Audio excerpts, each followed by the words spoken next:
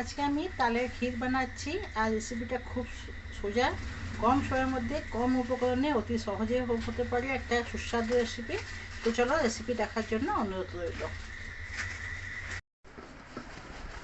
এইভাবে তালকে জলে ভিজিয়ে, খোসা ছাড়িয়ে জলে ভিজিয়ে ঘষে ঘষে এই যে নিচে থালা রেখেছিলাম, সব কাজগুলোকে আমি বার করে নিয়েছি।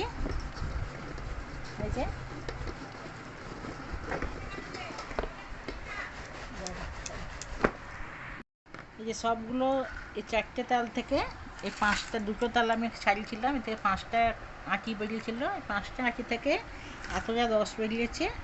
এবার এটা সবটা লাগবে না, যতটা লাগবে এক একটা করে নিয়ে আমি করবো। বাকিটা আমি ফ্রিজে এটা টিফিন বক্সে চাপা দিয়ে রেখে দেবো, অন্য আবার জিনিস করবো। তো চলো। নমস্কার বন্ধুরা, সিলা ফ্রি কুকিং ক্লাস সবাইকে অনেক অনেক স্বাগত। আজকে আমি তালের ক্ষীর বানাবো। তালের ক্ষীর বানাতে খুব একটা সময়ও লাগে না, আর খুব একটা উপকরণও বেশি লাগে না। 2-3টে উপকরণেই দুর্দান্ত স্বাদে তালের ক্ষীর হতে পারে। তো লাগিয়ে দিয়েছি এখানে গ্যাস লাগে। আর এই যে পুরো ফুল ক্রিম দুধটাকে আমি এখানে হাফ করে নিয়েছি, দেখতে পাচ্ছ এখানে চিহ্ন আছে। আর এর মধ্যে আমি এবার দিয়ে দেবো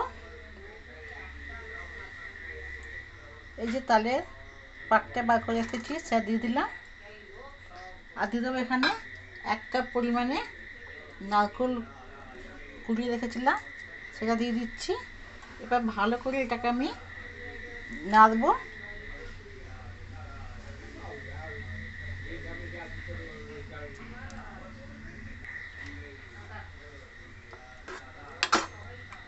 ভালো করে এটাকে আমি নেড়ে নেড়ে নেড়ে নেড়ে ভালো করে ফোটাবো।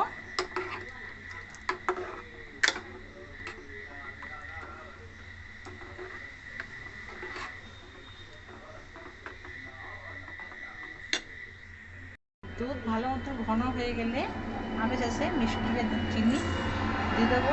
1 কাপ পরিমাণ চিনি দিলাম, আবার একটু মিশিয়ে নেবো।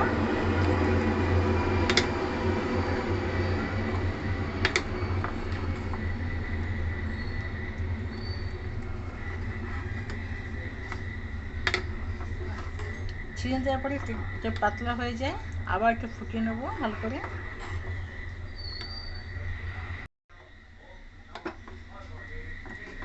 প্রায় 5 মিনিট ফোটানোর পরে এই যে ক্ষীরটা আমার পুরো রেডি, তৈরি হয়ে গেল। এখানে তালের ক্ষীর করতে খুব সোজা, কম সময় আর কম উপকরণের মধ্যে এটা হয়ে যায়।